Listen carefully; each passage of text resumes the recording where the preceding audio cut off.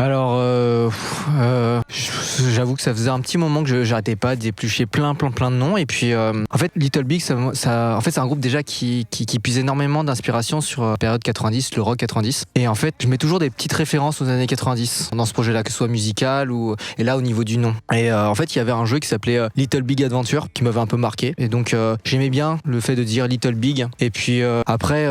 Karma, à la fois ça sonnait bien, mais à la fois, moi je fais de l'escalade et Karma c'était une voie en fait en escalade sur lequel j'ai passé un bon moment l'année dernière et c'était un peu le fantasme des grimpeurs de Fontainebleau et du coup je me suis dit tiens on va l'appeler le groupe Little Big Karma. Et puis aussi je sais pas, j'aimais bien le fait qu'il y a le mot Little dans le nom du groupe parce que comme ça enlevait une pression. Je me disais en fait ouais on est un petit groupe et on va voir où ça va mener. Il y a le mot Big aussi. Oui, ça on verra plus tard. Bon, c'est du rock des années 90 à la base. Donc voilà, c'est ce qu'on a appelé le grunge. Donc avec ces groupes mythiques, le plus connu c'est Nirvana. Et après il y a aussi Pearl Jam, Soundgarden, puis pas mal d'autres. Ouais, c'est la mouvance rock alternative quoi. En voilà. gros, si on prend le truc dans un grand spectre, je pense que rock alternatif ça nous va bien. Ça regroupe un peu toutes nos influences. C'est ça. Voilà. Et puis c'est des compositions. C'est pas des. Enfin il pourrait peut-être y avoir quelques reprises ce soir, mais c'est la démarche, c'est de composer avec le style un peu à l'ancienne, cette couleur de son qu'on aime tous, du rock des années 90, grunge quoi. D'accord. Voilà. J'ai répondu, hein, mais... Merci d'avoir répondu. J'espère que vous avez de quoi manger. En fait, le projet, il a démarré en février. Quasiment aux vacances de février de l'année dernière où en fait ça faisait un moment en fait que j'avais envie de créer un nouveau projet, mais un projet en fait j'ai toujours été guitariste dans plusieurs projets et là je me suis dit mais j'aimerais bien un jour être aux commandes en fait d'un groupe et de créer ce qui se passe par la tête, mais de concevoir cet univers sonore vraiment de bout en bout quoi, et pas juste poser ma guitare sur un projet déjà existant ou avec déjà un univers. Et en fait du coup j'ai contacté Baptiste à ce moment-là en lui disant voilà je monte un nouveau projet, que ça te dit? Puis en fait il a rejoint directement l'aventure parce qu'on avait déjà eu un groupe auparavant et puis j'avoue que à la batterie en fait j'avais Fab en tête qui en fait Fab on se connaît depuis qu'on est tout jeune quoi. On a limite en fait j'ai presque l'impression que avec Fab en fait mon apprentissage de la musique et tout ce qui m'a construit musicalement on est lié par rapport à ça, et parce que en gros j'ai commencé à écouter du rock en essayant de copier en écoutant ce qu'il écoutait en fait, et puis en fait quand j'ai commencé la guitare on s'est rencontrés à ce moment-là, donc on faisait de la guitare ensemble. Voilà, il y a toute une histoire aussi derrière. Et en fait, je connais son jeu à la batterie et clairement, je me disais, mais en fait, je sais que c'est Fab que je veux à la batterie et qui serait parfait pour ce projet-là. Et donc. Et l'EP, la question c'était sur l'EP. Alors, oui. Faut que tu arrives à l'EP à un moment donné. Processus, c'est pour ça que j'ai dit sortir les cacahuètes. Et donc en fait, je m'étais donné une deadline. Je me suis dit, ok, objectif, c'est finir d'écrire des chansons pour juillet. Donc on était en février l'année dernière. Et objectif à terme, c'est d'enregistrer en studio avant la fin de l'année. Donc j'avais créé tout un rétro-planning vis-à-vis de toutes ces échéances-là, et ça a amené, on a travaillé sur l'EP comme des acharnés, et on est hyper pressés qu'ils sortent, c'est tout bientôt. Il sort dans combien de temps? Alors il y a le premier single Bold qui sort demain, et puis après on a 2 autres singles qui vont sortir dans 1 mois, et ensuite un autre dans 3 semaines, et après on sortira tout l'EP d'un coup.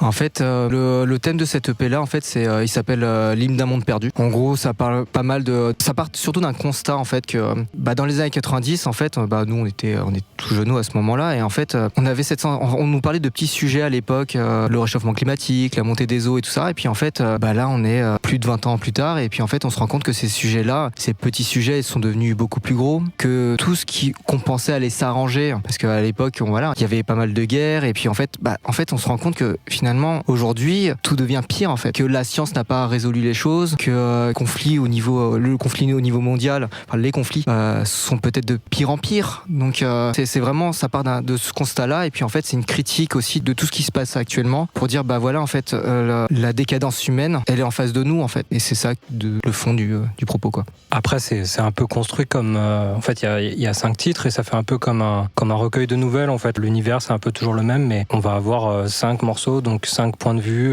Mais tout ça, ça participe de la même problématique. Mais vous allez avoir un thème sur une personne très riche qui a pris le contrôle du monde. Ou après, il va y avoir un autre morceau sur plutôt la place de ceux qui sont obligés de quitter leur pays. En fait, ça fait comme un peu un recueil de nouvelles qu'on pouvait avoir, qui se faisait beaucoup à un moment. Mais ça se fait toujours, les recueils de nouvelles. Mais c'est un peu l'idée d'avoir un EP comme ça autour d'un seul thème. Et j'essaye aussi dans l'écriture des textes d'avoir un regard en fait peut-être de moi enfant en fait dans les années 90, mais un regard de moi enfant, mais avec la problématique actuelle quoi.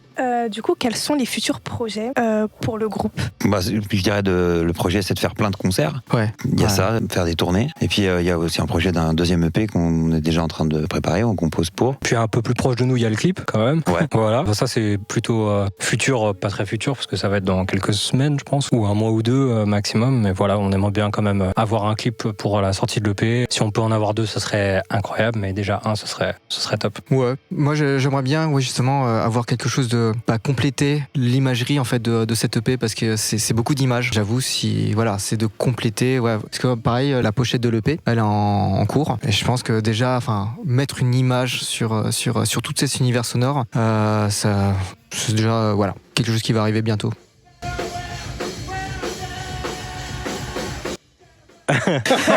Alors là, les cacahuètes sont sorties. Non, en vrai, j'avais les cheveux courts avant et là j'ai les cheveux longs. Et du coup, je vais au bar à boucle. C'est un coiffeur à Paris qui fait une routine capillaire beaucoup trop compliquée pour moi, que je ne suis qu'une fois tous les ans. Ouais, ils vous font mettre des gelées, des trucs comme ça. Voilà. Donc la routine capillaire, en règle générale, c'est juste mettre de l'eau pour pas que ça parte en vrille. Ouais. Mais en vrai, j'en ai vraiment une qu'il faudrait que je suive. Un truc à dire toi sur tes... Moi c'est assez classique, je fais le coiffeur régulièrement. Voilà, j'ai pas grand chose à raconter sur mes cheveux en fait. Entre ces 2 épisodes, ils vivent leur vie. Voilà, ouais. Toi peut-être plus toi. Ouais, moi je tente tant bien que mal d'entretenir mes cheveux, mais c'est pas la grande réussite.